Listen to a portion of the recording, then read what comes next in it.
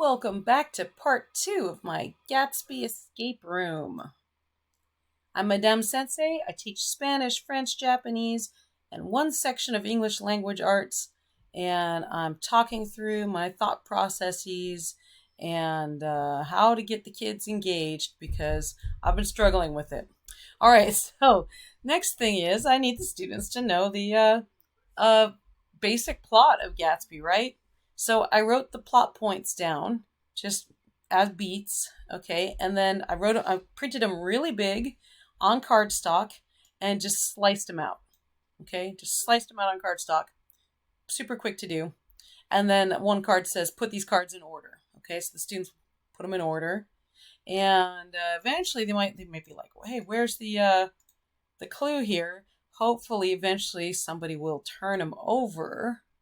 And when they get them in order, it will spell out something. And there's a clue also hidden there.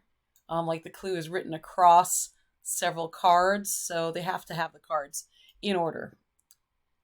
And then afterwards, because it's an English language arts class, the students have to write. I just wanted them to retell the story, basically, in their own words. Okay. And I thought some of my students really like creative writing. Hey, go to town with it. Make it as goofy as you want. I said news report, tearful little home, TikTok influencer trying to sell makeup, whatever. I don't care. Have fun with it.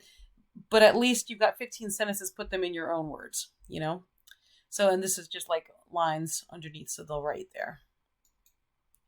All right, I've got these clocks from, teaching my language students how to tell time. And I've got a bunch of them. And I haven't really used them in many, many years. But like I said, I'm kind of a hoarder because I never know when I'm going to need something. I never know when a lesson goes south. It's a good thing I've got these clocks there because at least, they'll keep the kids entertained for 15 minutes or whatever as we tell time. So I got them and I thought, a broken clock is a pretty important symbol in Gatsby. What can I do with this? Because I need a broken clock, and I've got this clock, right?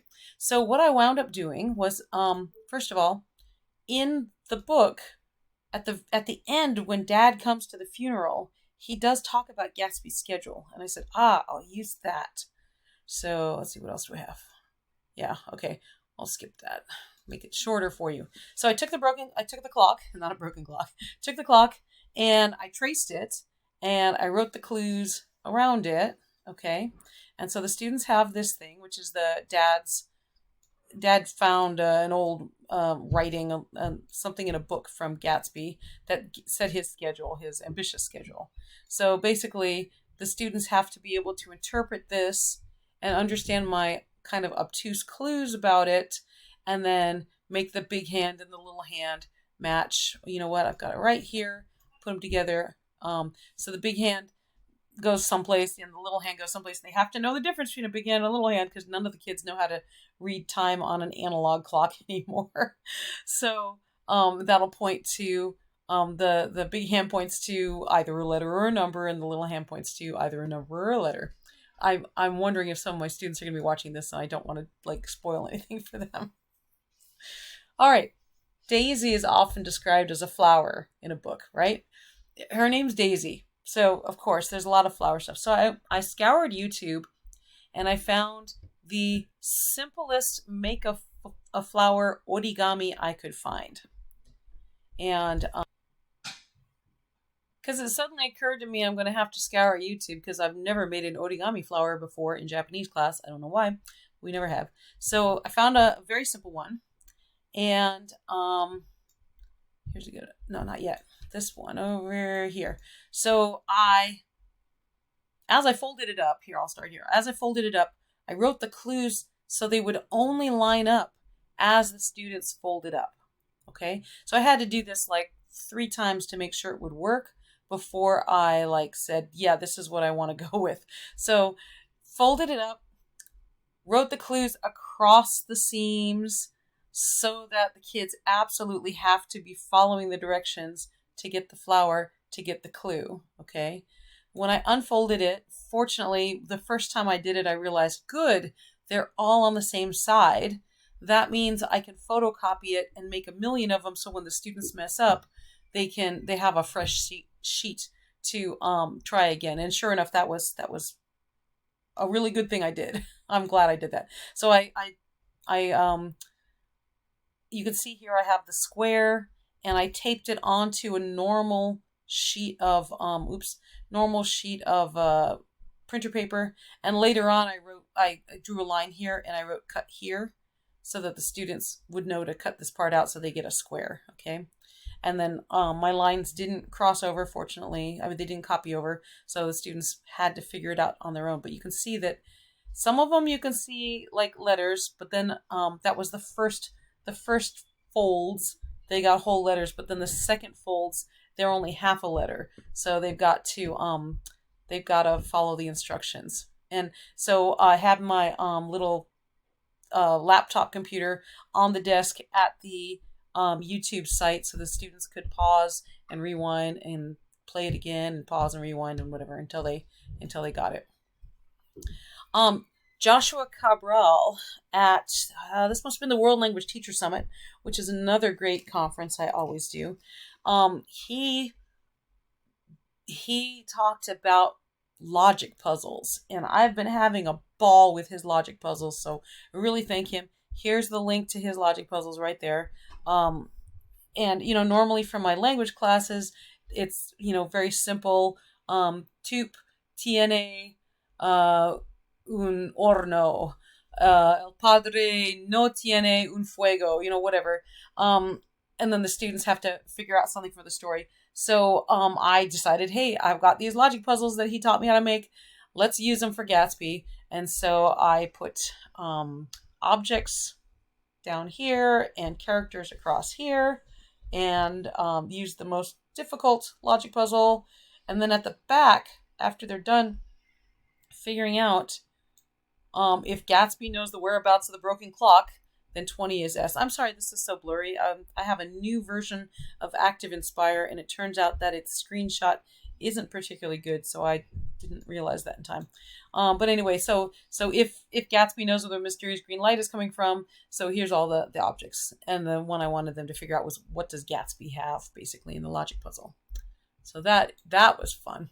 All right, I knew I needed something with a yellow car, and I thought for a long time about what am I going to do with the yellow car, and I finally decided, you know what, maybe I can find a maze online, the kind of you go into a restaurant and on the back of the placemat is a maze. Maybe that would be okay. And this is the kind of thing I do in Minecraft, is I make giant hedge mazes.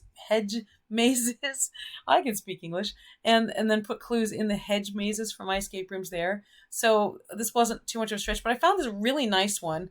And it was supposed to be like somebody learning to drive here, and their driver's license is over here. And there were all these cute little traffic lights in it, and wrong way signs and no left turn and everything. And I thought, oh, that's great, because it's already got these cute things on it. I'll go ahead and I put clues everywhere. Some of these, of course, are in dead ends. So if you go the wrong way, you're going to get the wrong clue, okay? And the other thing I did, I don't think I took a picture of this, I had my secretaries print this in color for me and laminate it, because I didn't want the kids drawing on it, and then the next kids come around and see the answer right there. I want them to, they can use their finger and trace their way through it, okay? So I had my secretaries do that, and that worked pretty well. All right. Oh, you know what? I told you I was a hoarder. Let me tell you how good it is that I'm a hoarder, okay? My husband is a nerd just like I am, and he's got all this Dungeons and Dragons stuff, and one is this little globe thing that has a little light in the base. And I was like, what am I going to do for the mysterious green light? And I'm like, oh, you know what? You got that globe that's just kicking around. It's been in the kids' room as a night light, and I think they can do without it for a couple of days, right? And hey, we just took down our Christmas lights. Can you unscrew a green bulb for me? And so I put the green bulb inside. Okay. You can see it's a really crazy little thing, because it's got these like Greek gods on it or whatever. But that worked great because, whoops, hold on, there we go. Look at that. That's amazing, huh? That's the mysterious green light. So I just had that in the corner of the room, and the kids thought it was really cool. But it took them a while to go over and check it out because here's the next part. I had the secretaries printing color again. These posters, not really posters. They, it's just regular printer paper. Had them print it and I had them laminate it so that the kids couldn't accidentally destroy it or anything. Okay, and it's pretty obvious. I think that there's something here, but if they go to the green light, I put old 3D glasses. I've got I've got 5 kids. Of course, I've got 3D glasses sitting around the house, So it was funny because my first pair of 3D glasses I grabbed, the red wasn't exactly red. And so it just totally didn't work at all. So I had to find another pair of 3D glasses. But anyway, so some of them say crazy stuff because I have more than one poster around. This one says it's just a billboard. Okay. And the other one has a clue, and I don't want my students to see the clue before it's time. So the next year's students who will probably see this. And then the last thing is there's that iconic cover. Oh, I'm over 10 minutes again. I'm sorry. The iconic cover of Great Gatsby. It's very postmodern, very Art Deco, right? So again, I had my secretaries photocopy in color because of course I don't have a color printer, and I glued it onto cardstock. And silly me, I did not take a picture, but that's okay because I'm at 11 minutes anyway. On the back, I wrote a bunch of clues and I wrote a bunch of not clues too. And then I cut this out like a puzzle and the students had to put it together and then have the presence of mind to flip it over. It took them a while to figure out if those, depending on what they did first, they figured out the, I told you I had the scrambled sentences about the story, the plot structure. Depending on if they'd done this one first or the other one first, they were quicker at the other one figuring out that they had to turn it over and look on the back. So that was good. That worked out well. All right. So that's my escape room. It worked pretty darn well. Let me know if you want it. Let me know if you've got better ideas that I can put in next year. Let me know if you do escape rooms with other books. We're not teaching all that many books this year, but anything you do is going to give me more crazy ideas. So put your comments in, and next episode I will talk about our final essay for The Great Gatsby. Hope to see you there.